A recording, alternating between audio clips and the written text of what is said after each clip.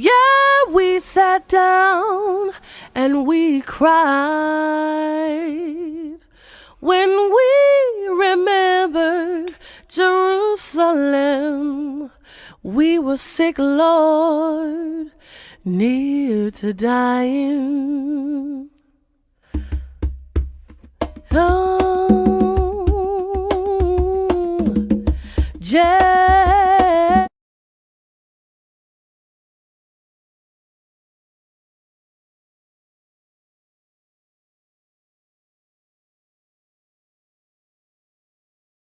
Shalom, shalom, family. Welcome to another Tanakh review. My name is Zurishaddai, one of the teachers of Congregation BINAH, CHOKMAH, located in the Red Hook section of Brooklyn, New York. Thanking the Creator of heaven and earth, Yehudah, for life, food, clothing, and shelter, wisdom, knowledge, and understanding. Thanking all of you for tuning in for another night, another Shabbat night. Praying that the Creator of heaven and earth will continue to bless each and every one of you. Early Shabbat Shalom, giving all honor, glory, and praise to the Most High for being who He is, for allowing us to be here, giving us another day of life, for waking us up, for allowing us to be healthy, for guiding us and guiding our way and guiding our thoughts. We pray that the Most High God will continue to be with each and every one of you. Shalom, shalom. So, before I get started, don't forget to press the like button. Don't forget to subscribe to the channel. And don't forget to share the link to all your various different platforms so that we can spread this word. Also, after you hit the subscribe button, don't forget to hit the notification bell so that anytime this show or any other stream goes up on this channel, you will be notified, right? There will be a notification that will come up on your phone. That way you won't miss any of the programming that we have going on this channel. My name is Zurishaddai. Like I said, I'm one of the teachers of Congregation BINAH, CHOKMAH. Today, we will be going over the portion of Miquetz. And for that, I'm going to pass it on to one of my teachers and one of my mentors, even Nasik, Zurishaddai ben Yehudah. How are you, Nasik? Great, Brother Hashem. First of all, let's give praises to the supreme intelligence of the universe, God of my forefathers, God of Abraham, God of Isaac, God of Jacob. To respect the platform on the D.C.B channel platform, spiritual leader, Chief Prince Harry Ben Yasaska, to the Prince's Chief, Kohanim, Maureen, the Rabbin, brothers and sisters, visitors to the channel. I greet you all and tell my forefathers, Shalom Aleichem, and our early Shabbat Shalom. And I'd like to start off with Adonai Septai Ditaku Fiyagi Chatheka, O Lord, down my lips, and mouth should declare thy praise. I will be covering a couple of things, as again to the Sidra Miquetz, but I'd like to finish off. Well, basically go back and touch on two parallel episodes, I would say, with Yehudah and Yosef, before we get into Miquetz. So, one of the things is that also I like to also address, I think the people that watched the video and, the comments that was made. One comment I will address, and I just wanted to, being it's put on the actual video that I spoke on about, the Shabbat from sun up to sundown. I don't hold to that, and the majority of the people that watch the program don't hold to that. We consider it from evening to evening, the Shabbat. So I just want to make that clear, since it appeared that, I got, and I don't hold to that. Now, there's a few that do hold to that, and that's what they do. They have their reasons for doing it. And also, the majority of us that recognize from evening to evening is a complete day. And the term day is used in Genesis in various ways. And so I just want to make that clear and present that out there. what is the views of my view in reference to that, and a majority of people view that I know that listen to the little message I try to present. All right, so with that being said, we're still in the season of Hanukkah. I know some people don't, observe, look at it, and recognize it as a day of observance. And I'm gonna speak. I'm gonna start off with that area first, before I go back into. Well, I'm actually gonna finish the thing about Yehudah first, and then come back up to Miquetz. And when I get to Miquetz, then I'll do it in that order. Then, So, and while you share, I'm going to go from the 38th chapter, and it said, this after Joseph was already sold into into Egypt and brought by the guards of by Potiphar. All right, and it says, and it came to pass at that time that Judah went down from his brother and returned into a certain Adullamite whose name was Kerah, and Judah saw there a daughter of a certain Canaanite whose name was Shua. And he took her and went into her, and she conceived and bore a son, and he called his name And she conceived again and bore a son, and she called his name Onan. And she yet again bore a son, and called his name Shelah.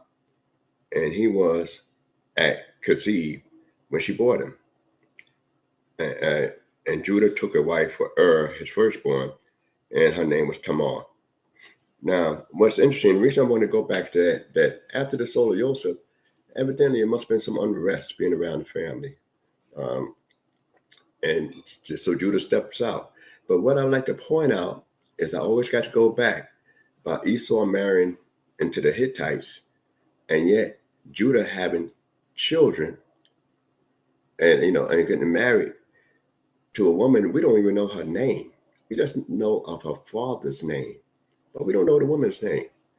And we do find Esau's wife's name mentioned, but we don't know who this woman is at all.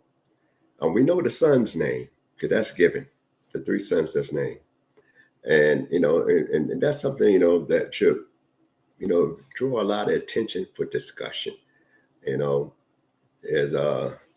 Is it not permissible to marry the women's period from the land, or it became a certain time frame after the Exodus that we weren't supposed to marry into those people? So that could be a question of a great debate and discussion, because we find what goes on here, and we find some tragedy in it, but also we don't find no major condemnation in that area there. Now, when he picks a wife for his son, now we find her name, Tamar. So let's see what goes on there. And the 7th verse, it says, and Judah's firstborn, was wicked in the sight of the Lord, and the Lord slew him. And Judah said unto Onan, go unto thy brother's wife, and perform the duty of a husband brother unto her, and raise up seed to thy brother. And Onan knew that the seed would not be his, and it came to pass, when he went in unto his brother's wife, he spilled his seed, he spilled it on the ground, lest he should give seed to his brother. And the thing which he did was evil in the sight of the Lord, and he slew him also. Now, it's amazing that, how did the Lord slay him? How do we know it actually came from the Lord directly? Well, we're reading it right here, so we know Moses, telling the story.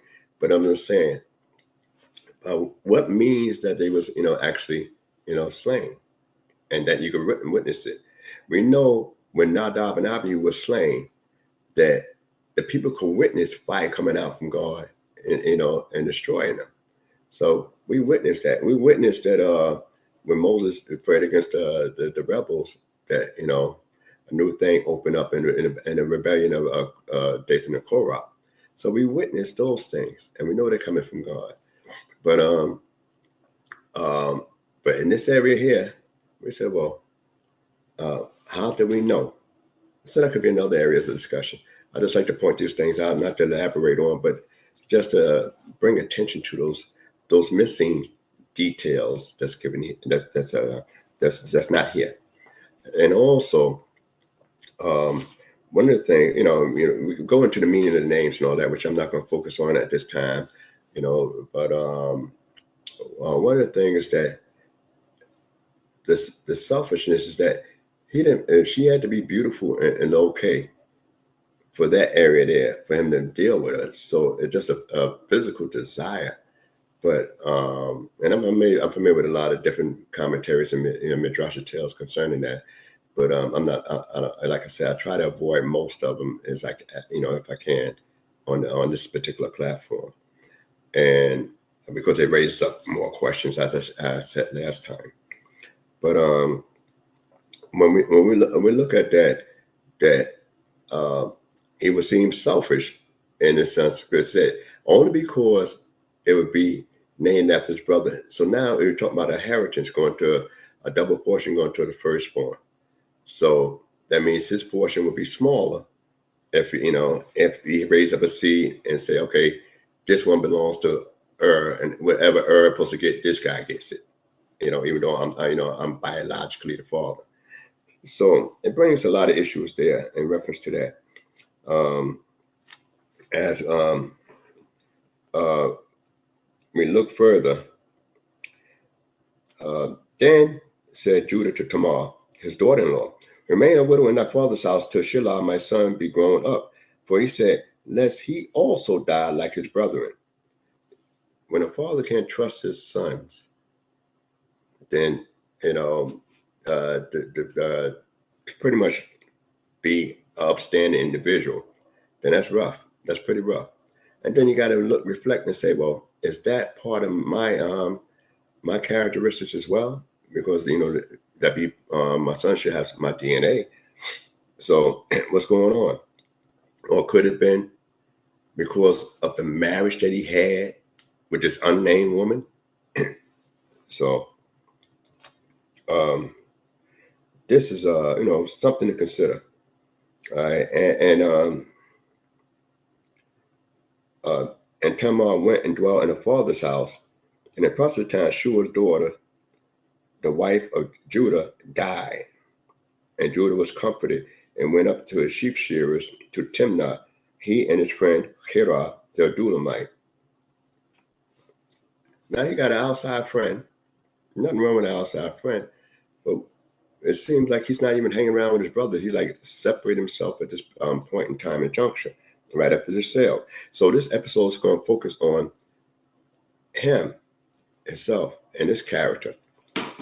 And what's interesting is that, it says his wife died, and after the process of time, he was comforted.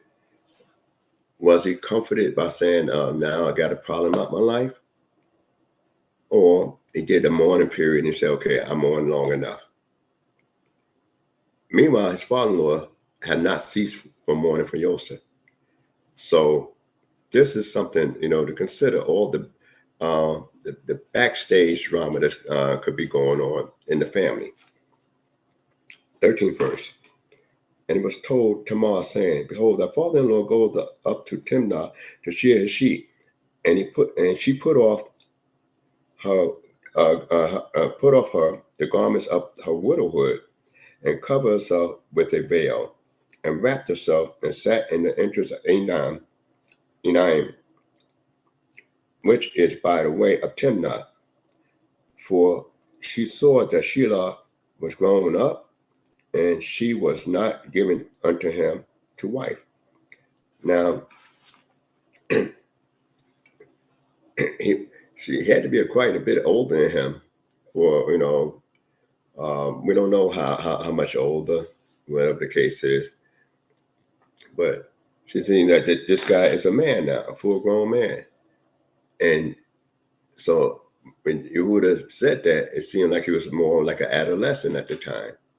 All right. So when we look at this area there, and then we get, when you do a close examination of Genesis, and you look at the storyline, and certain ages is given, you could kind of imagine that we're talking about people that's really quite not that old yet, at this particular time. All right. And so imagine the sons had to be pretty much young at this time. So what is widow garments? I don't know. Most people say it's just a black garment and all that stuff.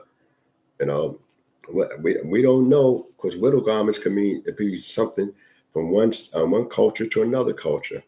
So you can't really say today what is truly widow garments. We could, imagine, and go by what a majority of the world was conceived of as a widow garment. All right. And then it says, it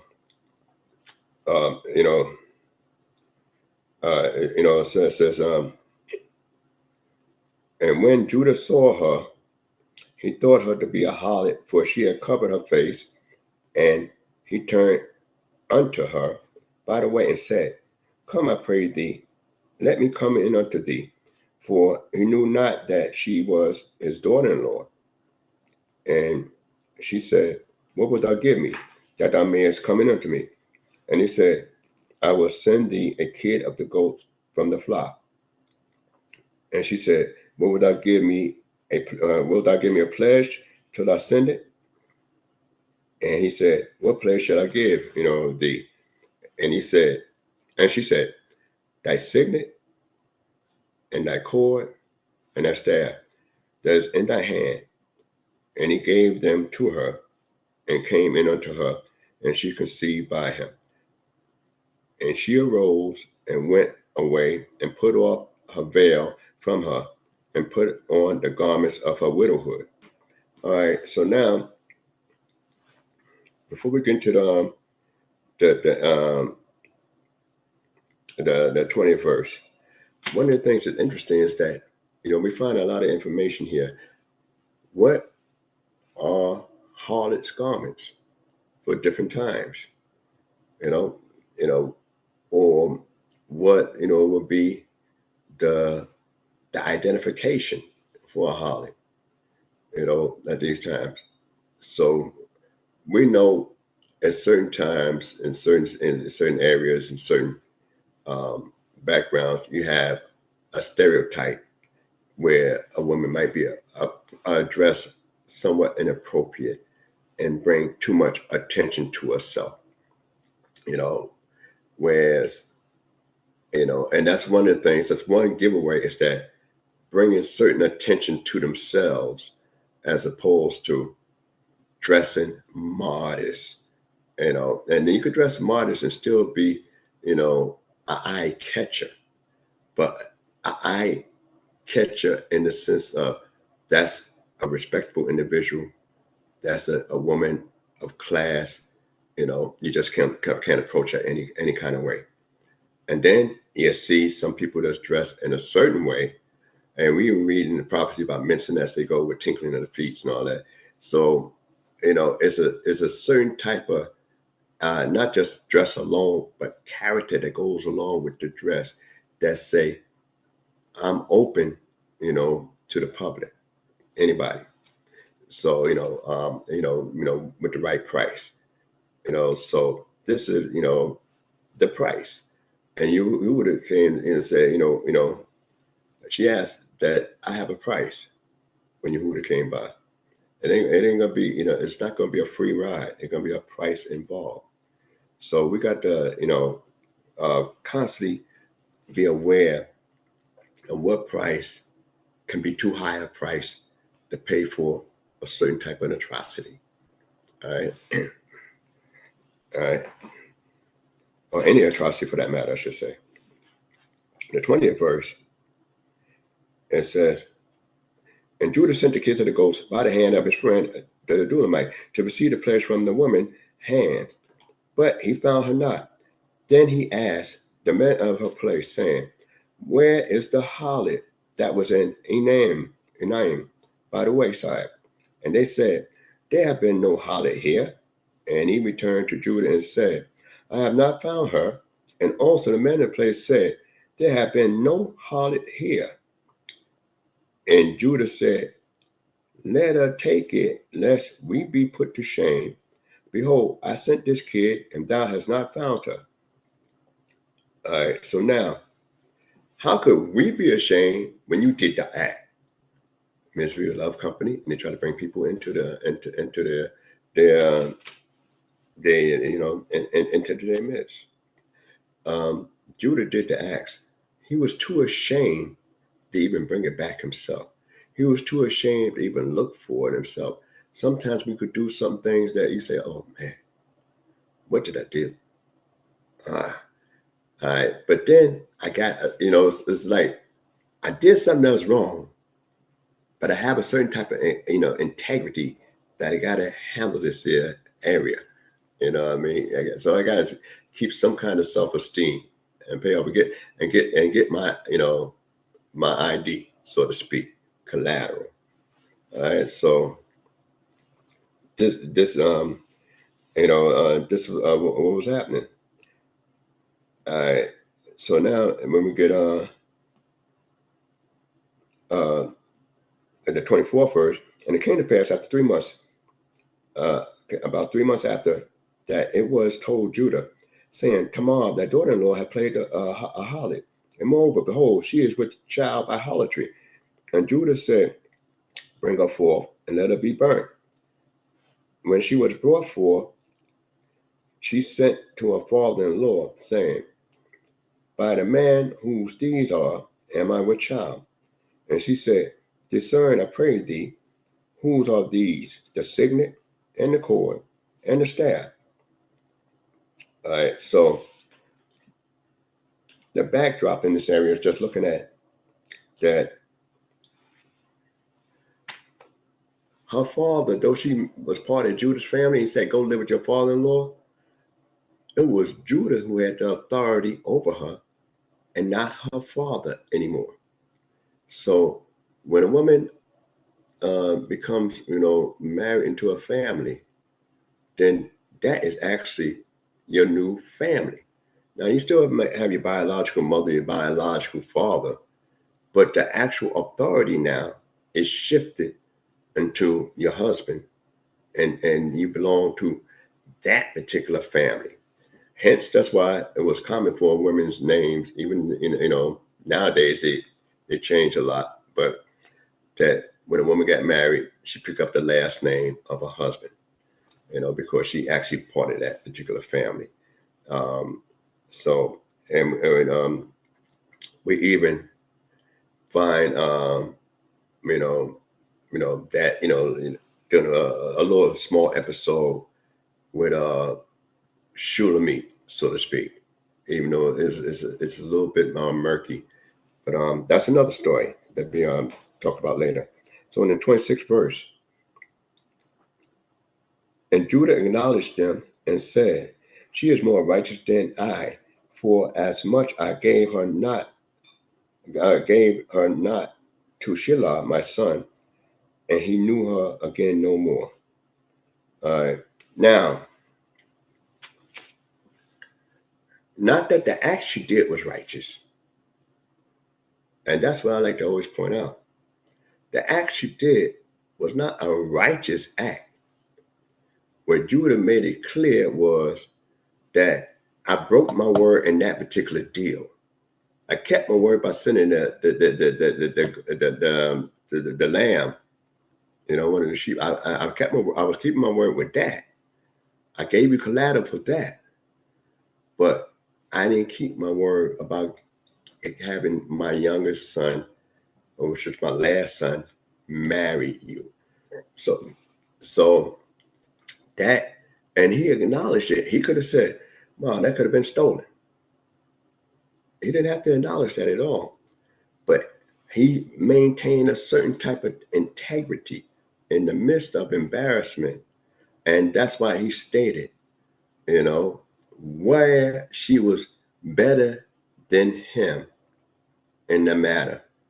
It was his action that caused the other reaction, and the thing was, she didn't give up his name. So it was based only on his integrity. I said, who these belong to? It's not even a question about how you got them. And what's even more desperate is that here it is that he actually saving an individual life because she didn't have time to go to and present it to him herself. She sent it. So that means that she's on her way to get burnt, being executed. And he stayed the execution because he acknowledged what happened. Now, the backdrop, a lot of stuff is not clearly identify how it went down in the story, but what we can gather from what is given in the story, he stayed the execution because now we're going to find out about the children being born. And it goes on to say, 27th verse, and it came to pass in time of her travail that behold, twins were in her womb, and it came to pass when she travailed that one put out his hand, and the midwives took and bound upon his hand a scarlet thread, saying, this came out first. And it came to pass as he drew back his hand, that behold, his brother came out. And she said, wherefore hast thou made a breach for thyself? Therefore his name was called Perez. And afterwards came his brother that had the scarlet thread upon his hand, and his name is called Zerah. All right, so you could go and look up those names and see what they mean as well. But what's interesting is from that reunion that the kings come out of Perez, the Messiah gonna come out of Perez. You know what I mean? So so when we look at how it started off and how it ends up, is a one to be behold, because from that relationship, though it wasn't prohibited by written law in the Tanakh at the time, it was a certain moral code unwritten that the patriarchs kind of looked at and followed.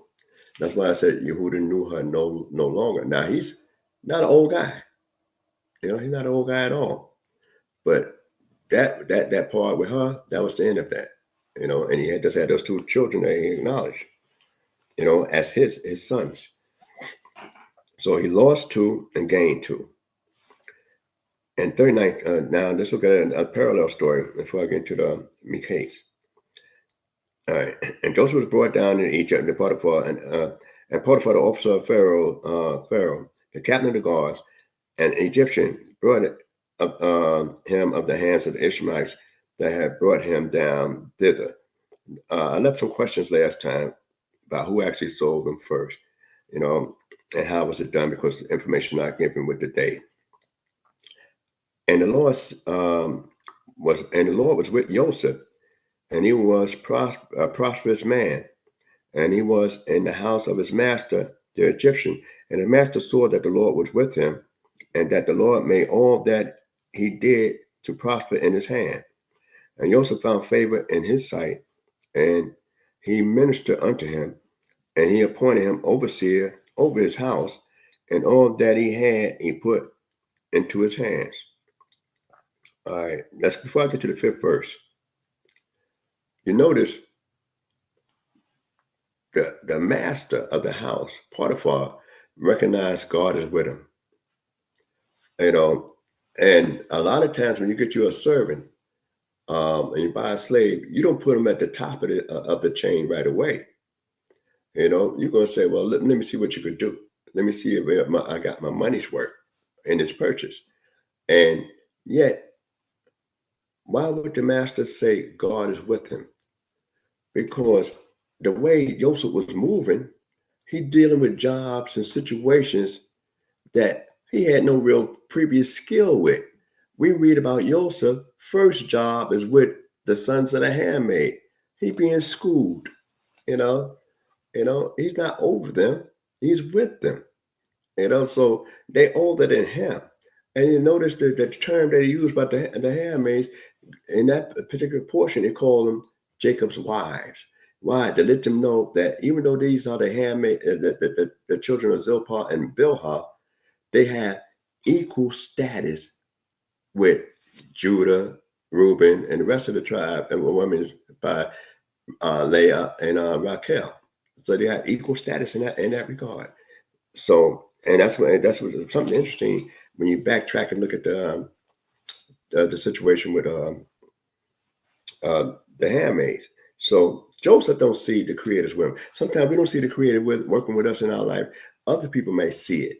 Here it is. This guy realized that this guy, God must be with him, because the way he's doing things and handling things, it shouldn't turn out that way. And Joseph don't see that at this time. All right. And after that, we go further down, and it said in the 5th verse, and it came to pass from the time that he appointed him overseer in his house and over all that he had, that the Lord blessed the Egyptian house for Joseph's sake. And the blessing of the Lord was upon all that he had in the house and in the field. And he left all that he had in Joseph's hands, and having him, he knew not aught, save the bread which he did eat. And Joseph was a beautiful form and fair to look upon. The first individual that's referred to as handsome in the scripture was Joseph. Could that be why he stood in front of his mother when meeting Esau, his brother? Because all the rest of them, it was the mothers and then the children. The mothers and the children. Then it was Joseph, then Raquel. So it tells you about character, point out some character. And also, he was physically, appealing, to look upon. And I spoke on in the past, how can you tell a man is handsome? Because somebody had to reflect. The first time we read about any beauty, we read about Mother Sarah. We read about her beauty. But and that's the first person we read about a beauty is Mother Sarah. And I always say in Genesis, which has been the Zykean thing, is that somebody had to describe what Adam looked like. Somebody remember what Adam looked like. Somebody remember what Eve, Hawa looked like. So when they talk about a prototype of beauty, then somebody could say, "Oh, remind me of Adam, who God made. Remind me of Eve, who God made. And she remind me of Eve, who God made." So somebody is based a prototype on an original, not an exact, but an original. So, and that's what becomes the gauge for all times. So here it is that he's the first man that's mentioned to be handsome. Now, not that anybody else is ugly, mind you, but this is the first time you read about that. And in the 7th verse, it says, "And it came to pass after these things that his master's wife cast her eyes upon him, and she said, Lie with me. But he refused and said to his master's wife, Behold, my master having me, knowing not what is in the house, and he had put all that he hath into my hand. And he said, and he is not greater, and he is not greater in this house than I." Wow. Now, this is a line that we got to remember, which is the 9th verse. He is not greater in this house than I. Character check. This is Joseph now. 17-year-old going on 18. Character check. All right. Neither had he kept back anything from me but thee. Behold, thou art his wife. How then can I do this great wickedness and sin against God? So now it's only about God, not about him. It's about God. I answer to a higher source. And it came to pass, as she spoke to Joseph day by day, so I got to try again, that he hearkened not unto her, to lie by her or to be with her. And it came to pass on a certain day when he went into the house to do his work, and there was none of the men of the house there within, that she caught him by his garment, saying, lie with me. And he left his garment in her hand and fled and got him out. And it came to pass when he saw that, when she saw that he had left his garment in her hand and was fled for, that she called unto the men of her house and spoke unto them, saying, see, he hath brought in a Hebrew unto us to mock us. He came in unto me to lie with me, and I cried with a loud voice. And it came to pass when he heard that I lifted up my voice and cried, he left his garment by me and fled and got him out. All right. And she laid up his garment by her until his master came home. Is that a sympathy pillow, a sympathy blanket, a comforting blanket, his garment? But the thing is that it seems like the brother Joseph keep losing his clothes from time to time. He gets snatched out with his brothers. He get the clothes snatched out here, 2 times. But let's go a little bit further, and I'm trying to speed this up a bit. Let me see where I left off at. All right. Let me just go to the 19th verse. And it came to pass when his master heard the words of his wife, when she spoke unto him, saying, after this manner did thy servant to me, that his wrath was kindled. And Joseph master took him and put him into the prison, the place where the king's prisoners are bound. And he was there in the prison. But the Lord was with Joseph and showed kindness unto him, and gave him favor in the sight of the keepers of the prison. And the keeper of the prison committed to Joseph's hand all the prisoners that were in the prison. And whatsoever they did there, he was the doer of it. I'm responsible for somebody else? I don't even know. But that's what it was. The keeper of the prison looked not to anything that was under his hand, because the Lord was with him, and that which he did, the Lord made it prosper. So that means right then and there. The next guy, the warden, and he didn't go to the local jail. He went to a Fed pen, aristocratic pen, penitentiary, which was, the elite. And you figure, why wouldn't the guy, if he believed his wife, kill Joseph? There's a lot of midrash in reference to that, and if he believed Joseph, why put him in prison? These are questions that is addressed in rabbinic circles and stuff like that, which is interesting. So you could further discuss it, but if the guy was accused of attempted rape, and the woman cried out, and especially in a society back then, you'd be put to death. So did the guy believe her, or he tried to save face, or was he so reluctant to really hurt Joseph, and then you put him in prison? And as I said in the past, back then, it's not like you're doing 30 days or 1 to 3 or 7 to 15 or 20 to life.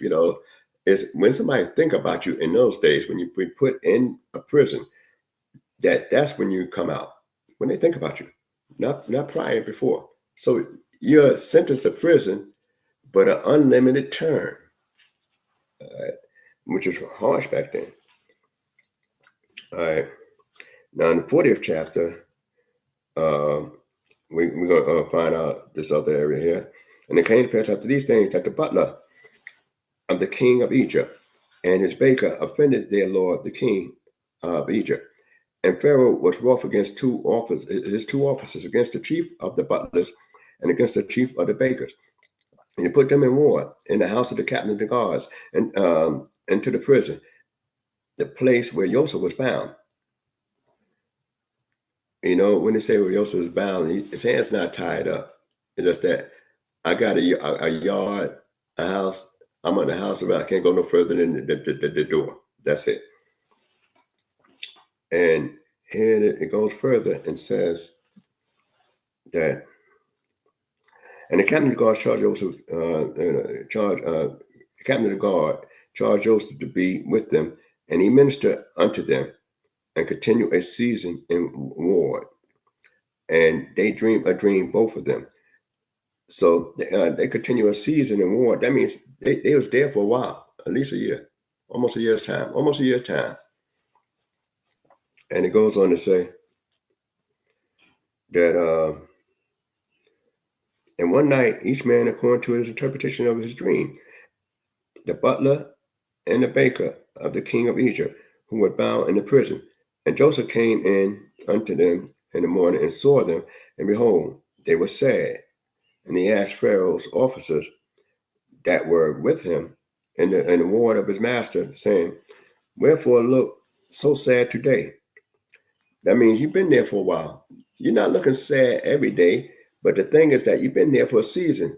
So now your demeanor changed. Some people go to prison and say, I can deal with it. I'm just starting off, and I get, but then all of a sudden, after a while, your countenance change around. That ain't the way you used to look. And then who is happy about being in prison? In a place you don't want to be, and at a place that you don't have no idea when you're ever going to come out. And everybody has a story. So, but Joseph, in spite of his situation, was concerned because he actually had to serve them. Though he's over everything, he's serving these individuals. So that's another reason of concern. See, sometimes we look at our own problems and we figure, I don't want to hear your problems because my problem is bad enough. Sometimes your problems may be rough on you, but somebody might have a more serious problem, and you got to exercise that humane attitude, a godly attitude. So we learned a lot from that, but I don't have that much time to talk about that. I want to get to Miquetz and then highlight also about some things concerning Miquetz and the Hanukkah. All right, so after the dream, they told him the dream. We know that the butler dream, after he told him about the dream and everything like that, Joseph told him, that in 3 days, he's gonna be restored. And then with the baker, he told him, when the baker seen that the dream was good, he said that in 3 days, Pharaoh going to lift your head off of you. So the 20th verse in that same chapter, the 40th chapter, it said, and it came to pass the third day, which was Pharaoh's birthday, that he made a feast unto all his servants, and he lifted up the head of the chief butler and the head of the chief baker among his servants. And he restored the chief butler back to his butlership, and he gave the cup into the hand of Pharaoh. But he hanged the chief baker, as Joseph has interpreted to them. Yet did not the chief butler remember Joseph, but forgot him. So now we get into Miquetz. Why would Joseph, when he realized already, and he says, do not interpretation belong to God. So he mentioned God and interpreting the dream. Do not interpretation belong to God. But yet he don't ask God or pray to God to get him out that situation. He say, I want you to remember me and get me out of this situation. And also he's made statement that I was stolen out the land of the Hebrews. So if I was stolen out the land of the Hebrews, then I didn't see my brothers pull me out. That's obvious. I didn't see him pull them out. I don't know about the deal going down. I have no clue of that. All right. So that's one of the things I say to pay attention and think about. who actually pulled them out in reference to that. Because far as Joseph's perspective, somebody kidnapped me. My brothers can't go home without me. What they gonna tell my pops? You know, that kind of stuff. And yet he depended on the baker. I mean the butler rather. All right. So, and most people don't celebrate birthdays because of Pharaoh. All right. It didn't say it was bad, you know. And one of the things I just while I'm on this, I just want to take a moment just to address that issue. Is that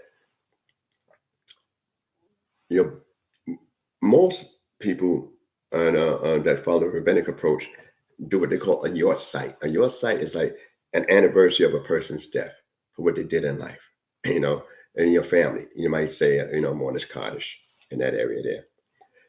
But that's still the issue of birthdays. Now, I'm not saying, you know, that everybody have to do it. I don't have a problem with it myself. I'll just stick with me. I don't have a problem in celebrating a birthday, because one of the things that I personally truly believe that everybody came into the world with a unique purpose, unique, contribution. And if you live to see the sun's circle around on your annual beginning, we're not sure what our purpose is. Most of us, Jeremiah knew, his riddle of life, but we're not sure. But when you see that you come around, some of us not sure what is our purpose. We know what we might want to pursue in life, what some of our goals in life, but what is your real contribution to life and to the world? The Creator know that. That's why He allowed you to come into this world, beating the odds of millions of sperm cells, and here you are, and then beating the odds to reach a certain level of time in the earth. So therefore, it's an act of gratitude. Thank God that He haven't said, I fulfilled my destiny yet. I still got contributions to make. Whether you're good or bad, it's something that somebody else going to learn or benefit from you.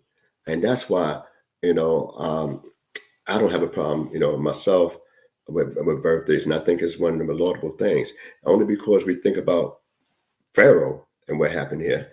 If it was his birthday, the butler probably wouldn't have got out. I mean, and also the baker, was might have had execution, so he had to stay here and stay in the prison too much longer. That's number one. And also, one of the things is that if we pay attention to the dream, the butler was actually doing his job in his dream. The baker wasn't. But that's another story to go on, but the backtracking a little. Now we're into Miquetz. Now Miquetz is an interesting sidra, and I'm like normal, I'm not going to be able to finish that because of the season we're in. But one of the things, Miquetz usually most of the times falls in between Hanukkah, Hanukkah, that season, and of the Maccabean rebellion, so. That's when the sidra Miquetz means at the end. And also when we think about the Hanukkah thing, we look at this unique holiday that was instituted by some of our forefathers to be observed.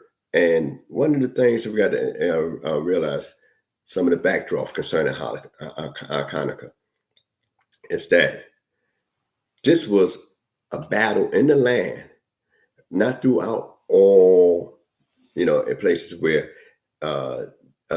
Israel was scattered. Only those Israelites that was in the land around Jerusalem, that's where the issue came at.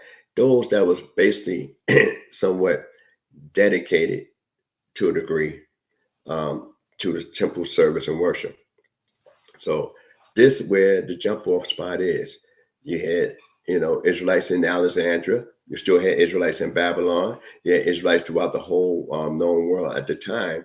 But this is where it jumped off at. So it didn't affect everybody directly. So, and what's unique is that Miquetz.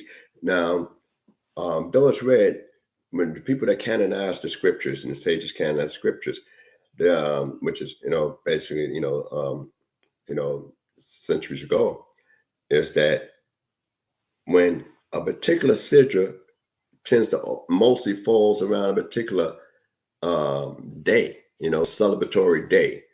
Pesach, whether it's Shavuot, whether it's Sukkot, whether it's Yom Teruah, which they refer to as Rosh Hashanah, whether it's around your Yom Kippur, whatever the case, or Shemini Atzeret. When those citrus fall around a particular date, they tend to try to find some correlation and reasoning behind it, since this just happened to fall there.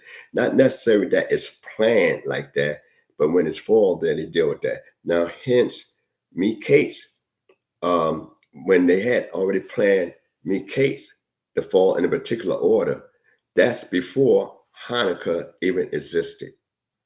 So now we have some unique things concerning that particular day. Hanukkah, the same shorish is used for education as well as rest and dedication. All right. So that same root is still used in all three of those areas there. But what is unique is that most of our days that we observe is usually at the beginning part of the month, and before and at the latest to the middle of the month. So either we have the days that we observe it on the first of the month, like a Rosh Chodesh or Yom Teruah, for instance, which is actually a Rosh Chodesh as well. You have your days formulating, the 14th of sometime, which is the 15th, which is the middle of the month, when the moon is at its fullest, which is Pesach and Sukkot. And then you have, and also Purim, matter of fact, it's in the middle of the month. And you have Shavuot, which is towards the beginning of the third month. All right, so what we find is that we look at the moon, it's like the moon constantly growing and developing, and it has more of a symbolic message for us in full bloom, where those days fall at those particular time. So we have a lot of correlations in reference to that. I'm excused for me being brief in it, but just for time's sake. And when we look at Hanukkah, and say we compare, they have certain blessings they say and certain miracles they deal with.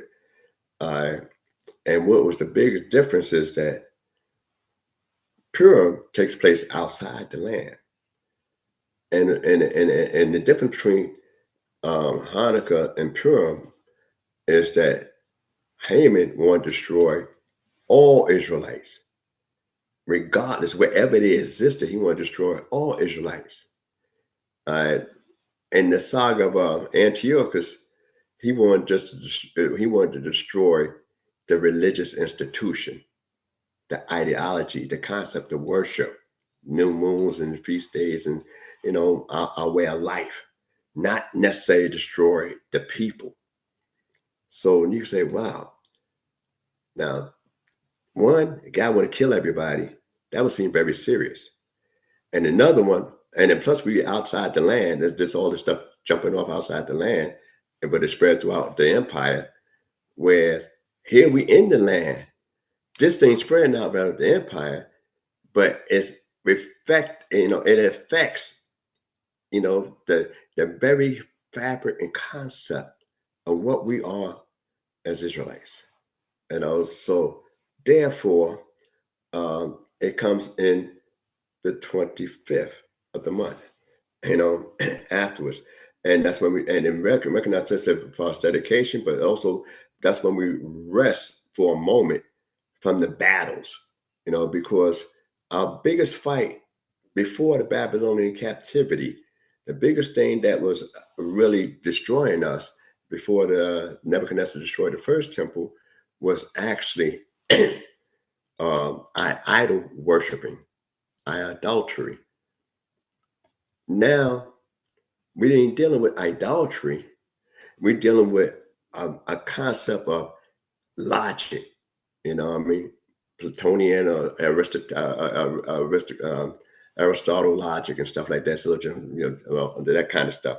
So dealing with the philosophy of the Greeks, the Hellenism of Greek. It was about the philosophy and eradicating our way of life, our worship. So that's what the fight was all about, and the desecration of of our place of worship, which was the temple. So when we look at that, we know, like I said before, I don't focus on the miracle of the oil lasting 8 days, even though I told you, I mentioned before that it's an oral interpretation concerning, the oil lasting for 8 days. Could they find one barrel that's mentioned in the Apocrypha with the priest seal on it? So, and since it's a rededication, and sometimes people refer to a festival of lights, but more so a festival of dedication and rest. Let's look at something about Miquetz, being the sidra that follows mostly closely all the time when Hanukkah comes up.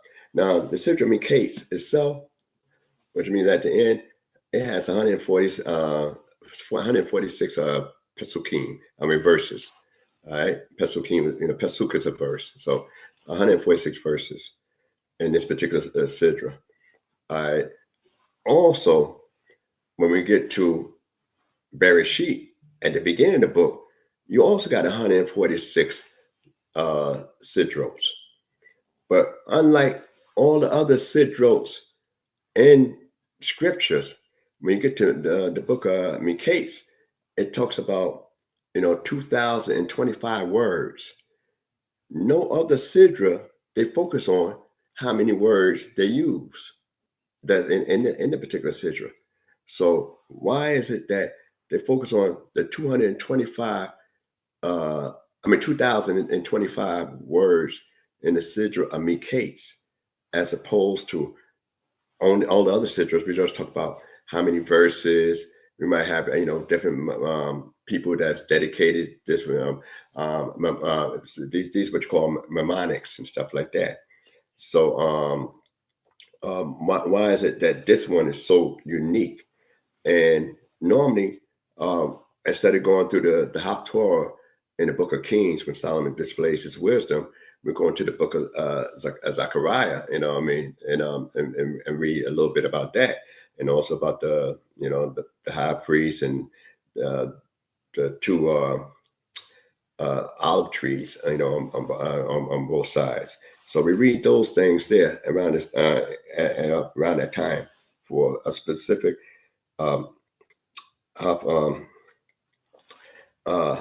specific Torah for that particular season. And also, when we also look at it, we look at an area where it says we not only we focus on a different Torah for the season. When we go to those that follow more like a rabbinic tradition, when during the weekdays, when they do them the morning prayer, and they bring out the scroll every day. When they do Hallel, they do a Hallel prayer, which is Psalms of Praises, and also not only to do the Hallel prayer, Psalms of Praises during a period of time every day, but they also read, because they try to find something in the Tanakh that will be close to a dedication within the first 5 books. So they tend to go into the book of Numbers, which is the dedication of the princes of the tribe, each one on their particular day.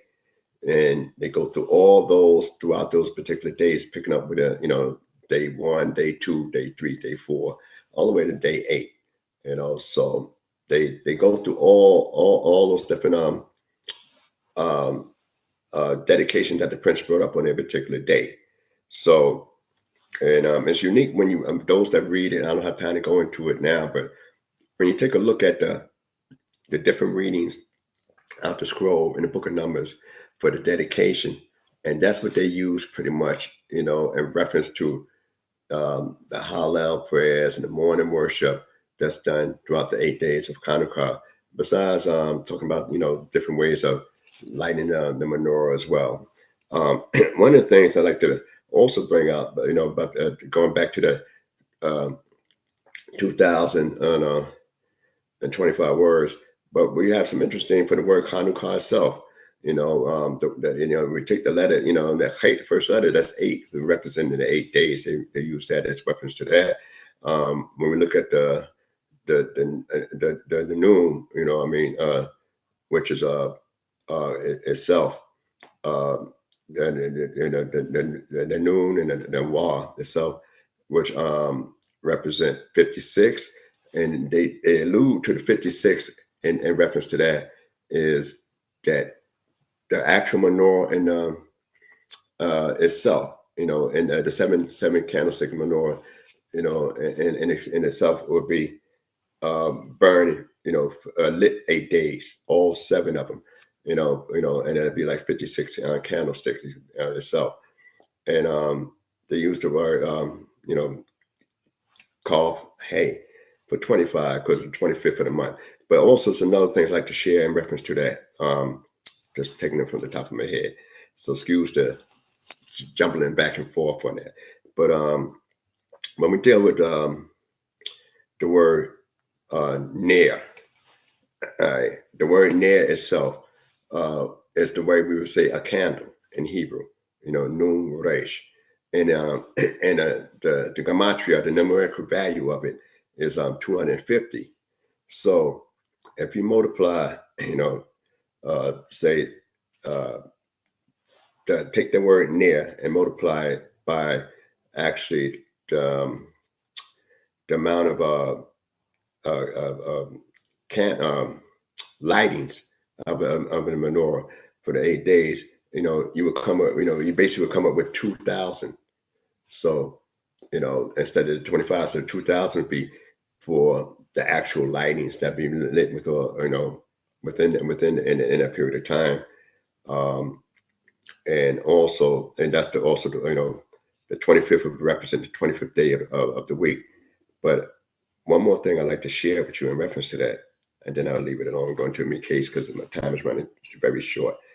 When we look at, and I said, they use 2 characters, which is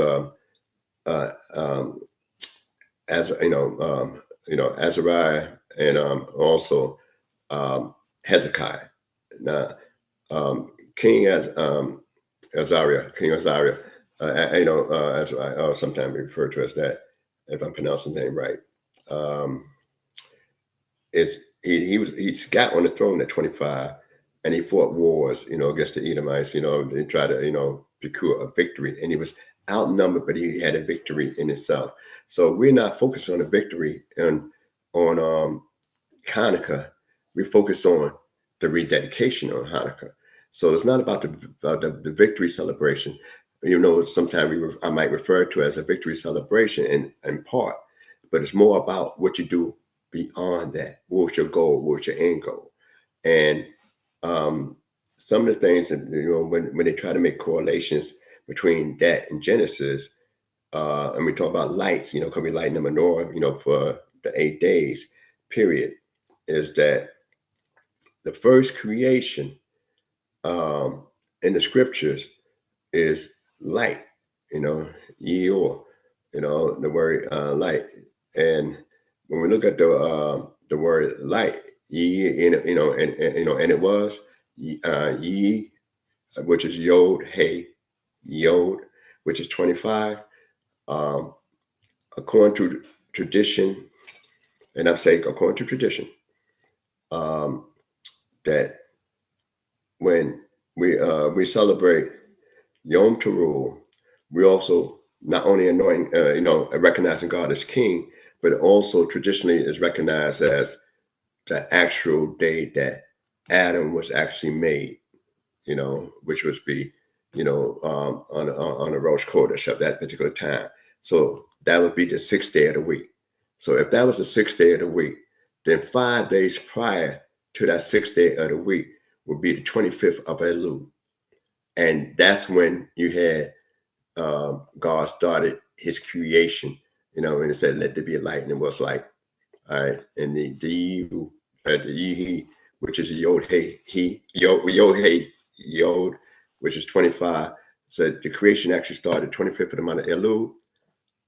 Adam was made on the 6th day of the creation period, which happened to be actually on Yom Teruah. So these are some of the numbers there, and there's much more, but just to save time, I just want to share those things out concerning the Hanukkah season. By the time you read it, it'll be over with anyway, Hanukkah. But the thing was that though we stopped lighting the menorah lights on a regular, those that does that, do those particular things, that the light of Torah, the light of study, the light of trying to get closer to God should never, ever be extinguished within an individual. So now to focus on Miquetz. Miquetz itself is the book of Genesis. It deals with the last set of dreams. And the book of Genesis deals with more dreams than any other book in the whole Tanakh. And you got a total of basically 11 dreams. The first dream we deal with Abimelech having a dream. That's the first time we read about a dream. Then the next time we hear about a dream, we have Yaakov having 2 dreams. One was with the ladder and one about the cattle, in the deal. Then the next time we have 3 dreams from Joseph. We have the one dream, we don't know what that dream was that he told his brothers. And we have also the 2 dreams, one with the wheat and one with the sun and the moon, the stars. So we have those dreams there. All right. And then after that, then we have what you call the butler and the baker dream. There's 2 more dreams. All right. And then we have I left out one, Laban dream. Sorry, I left out Laban dream. I don't know how I forgot that. I know it probably 11. And after Jacob had his 2 dreams, then it was Laban. Then after Laban, then it's the 3 dreams from Joseph. And then after the 3 dreams from Joseph, then you had the butler and the baker dream. And then after you had the butler and the baker's dream, then you have the 2 dreams of Pharaoh. So we're going to get into the 2 dreams of Pharaoh. So altogether, we have 11 dreams that we mentioned about that actually is called dreams in the book of Genesis, which nowhere in the scriptures you have that many dreams being told. All right. And only one out all those dreams, which is Jacob's ladder, comes without interpretation. All right. We don't get the message. We don't understand it. All right. So it says, and it came to pass at the end of 2 full years that Pharaoh dreamt, and behold, he stood by the river, and behold, there came up out of the river 7 kinds, well-favored and fat flesh, and they fed in the reed grass. And behold, 7 other kinds came up after them out of the river, ill-favored and lean flesh, and stood by the other kinds upon the brink of the river. And the ill-favored, lean flesh kinds did eat up the 7 well-favored and fat kinds. So Pharaoh awoke. All right, that's the one dream. All right. Now, the second, and some books might say cows. And he slept and dreamt a second dream. And behold, 7 ears of corn came up upon one stalk, rank and good. And behold, 7 ears thin and blasted with the east wind sprung up after them. And the thin ears swallowed up the 7 rank and full ears. And Pharaoh awoke, and behold, it was a dream. And the 8th verse, and it came to pass in the morning that the spirit was troubled, and he sent and called for all the magicians of Egypt, and all the wise men there. And Pharaoh told them his dream, but there was none that could interpret them unto Pharaoh. All right, before I get to the 9th verse, I always like to focus on this and bring this out because most depictions we get in the first dream, it's the milk cows, like LCD cows, board and milk, the cow to be on board and milk and all that stuff. we're talking about Egypt. We're talking about the Nile. How long will a cow last if you throw them in the Nile? You know, what you have is hippos. Hippos, the females are sometimes called cows, and the males are called bulls, and the little ones are called calves. So we got to get the connotation that we're talking about a different region in the land of Egypt. That's a different region. And the only thing going to come out the river in Egypt, you know, would be, I mean, besides crocodiles and stuff like that, would be actually what we call hippopotamus today, one of the deities that the Egyptians worship as well. So, and we know for the most part, hippopotamus graze, but they also would eat meat. And most people don't realize that hippopotamus would eat meat as well. But they, you know what I mean? So this is not so terrifying to Pharaoh where he could just go back to sleep, because now you know about hippos and they in Egypt, and they even worship hippos. So you get some idea about the thing you worship, and especially when it's something physical as that. And so it's hippopotamus as opposed to the milk cows that we think about in America, you know, and that they usually depict in pictures. So I just want to make sure that's clear for those that's listening, you know, to me, you know, now, because we're talking about Africa in that area there. And you don't see even the Africans bringing their cattle too much, coming across the river like you see in the old Western movie. Had some throughout Egyptian period, but that's not the main staple. It was actually wheat. So we got to get the concepts clear. And what really shook them up, didn't the first dream need interpretation? That should have been enough. But why is it that only the second dream shook them up? Because now you got, you know, animals have mouths, but what mouth do grain have? They eat up another grain. So that's unusual, you know. Then it should be, you know, I mean, ill-favored hippos will definitely be hungry. All right. The ill-favored wheat, you know, they the only ones develop mouths, whereas the other one didn't develop a mouth. And they supposed to be healthy. So, and it's a weak overcoming the strong. And no leader like to feel that I'm in power and I got somebody weaker than me could overthrow me. So he asked for interpretation. Now, let me see if I can get through a couple more of this before and focus on this dream. All right. And then 11th verse. Better yet, let me back it up. 9th verse. Then spoke the chief butler unto Pharaoh, saying, I make mention of my faults this day. Oh, I didn't keep my word. I didn't think about it. Pharaoh was wroth with his servant and put me in the ward of the house of the captains of the guard, me and the chief baker. And we dreamed a dream in one night. And I and he was, we dreamed each man according to his the interpretation of the dream. And there was with us there a young man, a Hebrew servant to the captain of the guard.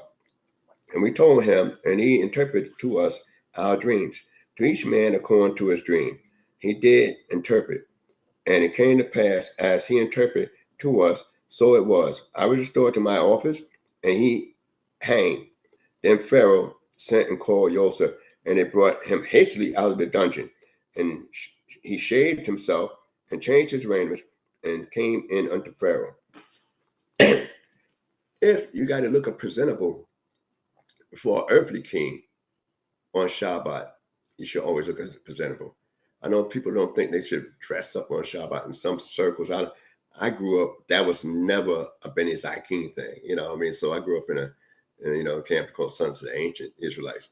And especially if you was a chief man or something like that. But, but we pushed it with the locals, with the laymen.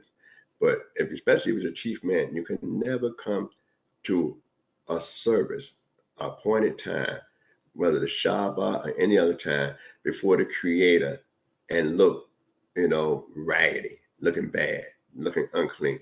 You know what I mean?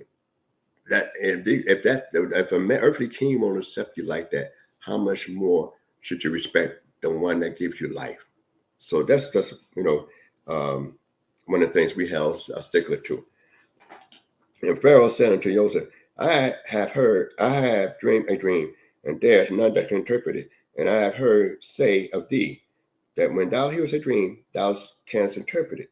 And Joseph answered Pharaoh, saying, it is not me, it's not in me. God will give Pharaoh an answer of peace. So that's important, because before we get to the 17th verse, one of the things we look at is that most of the ancient world figure 7 planets rule and run and govern things down here. And Joseph said, you can look up in the stars, you can look in the heavens, you can look at the 7 planets. That's not where you're going to get your answer from. Your answer going to come only from God. That's where it's coming from. So Joseph's saying, I don't have that ability directly. And Joseph haven't heard the dream. But he's saying that if the dream troubled you that much, if the dream troubled you that much, then God had a message for you. And now some dreams, maybe, from what you ate, but this is unique here. So in the 17th verse, it says, and Pharaoh spoke unto Joseph, and he said, give him an answer of peace, by the way. So peace, how are we going to figure out what peace is? How you know you're going to be peaceful with that? And you haven't heard the dream. All right.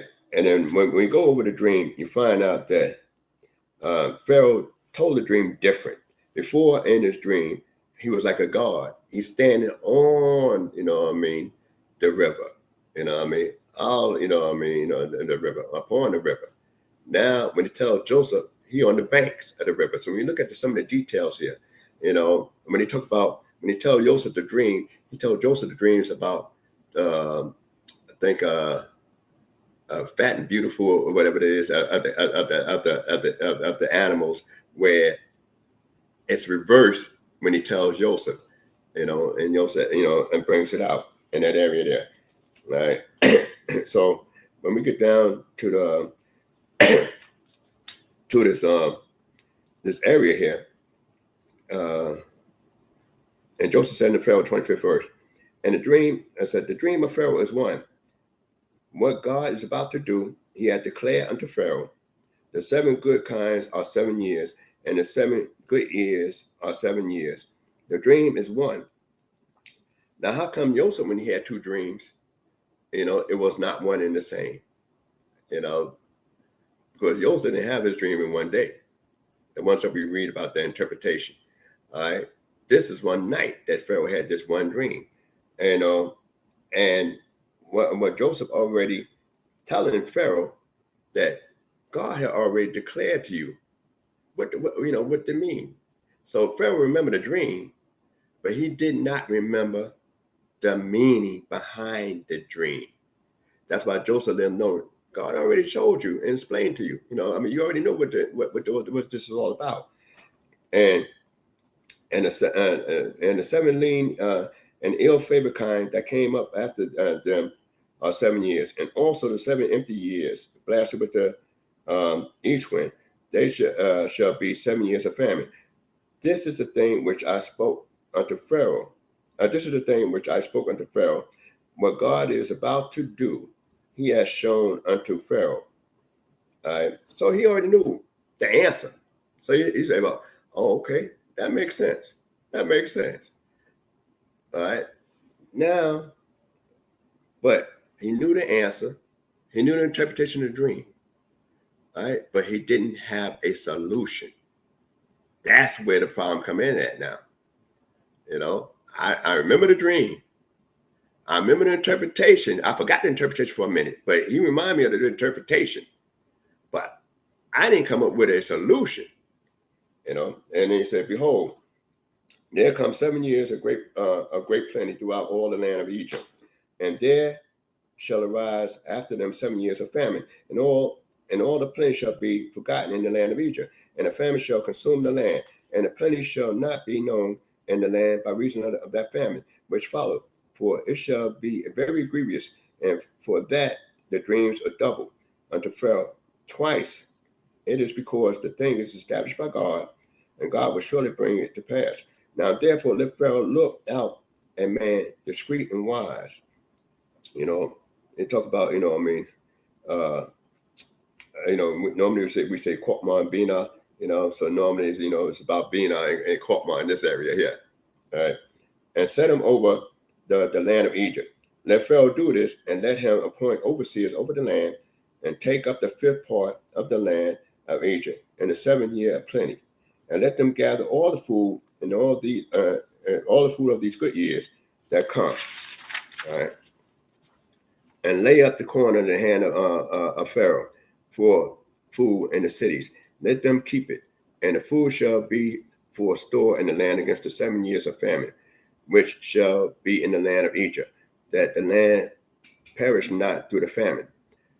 Now, we read about famines in the past. 2 famines we read about, Abraham's time and Isaac's time. Egypt was never affected by famine until now. And, because they don't usually get rain. They get the gift of the Nile, so to speak, the Nile flooding over and stuff like that. So now, one of the things I'm going to stop in a moment, but I just want to bring out a couple of things here for a close. Matter of fact, I can close the book anyway. Let's talk. All right. So one of the things I like to bring out in reference to this particular area here is that Pharaoh just wanted somebody to interpret a dream. Did he ask you for a solution? Why would you give a solution? And normally, some people say you're doing too much. You're doing too much. I just tell you to give me the answer. Now you're going to tell me what I need to do. All right. So that's condescending coming from a ex-prisoner down in the dungeon, coming before you with no royalty. When you look up down upon him, so to speak, and all of a sudden now he giving you a suggestion that to live, to be able to save Egypt. And not only that, he said, you find somebody,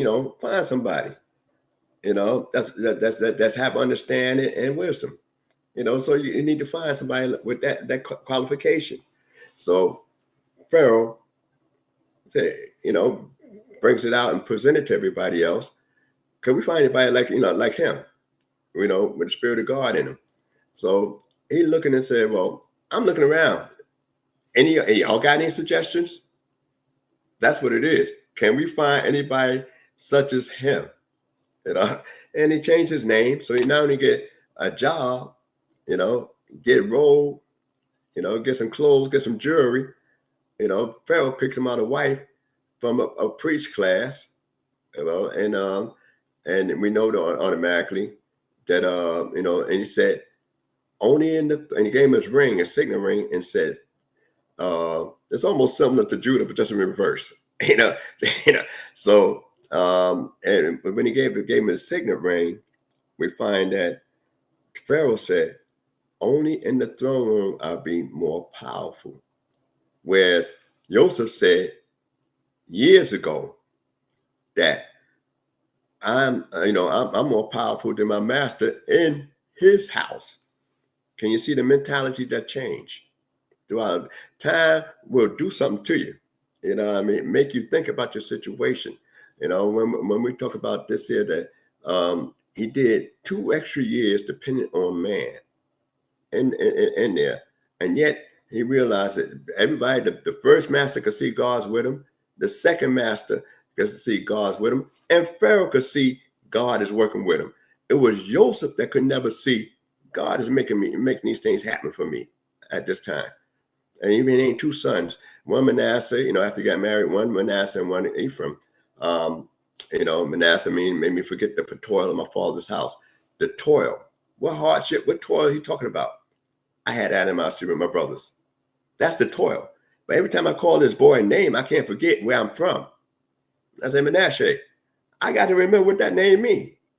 And then Ephraim, I became fruitful in a strange land. I got to remember that this ain't where I belong. I'm without family. So I'll try to conclude it next time. I'll go into the next chapter, which is one of my favorite chapters, YAH, where Judah comes up and, straighten out a lot of mess in his background, so to speak, and show and simplify himself, after all the other things he did in the past. So, and you got two major figures in there. You got Joseph and Judah in this area there.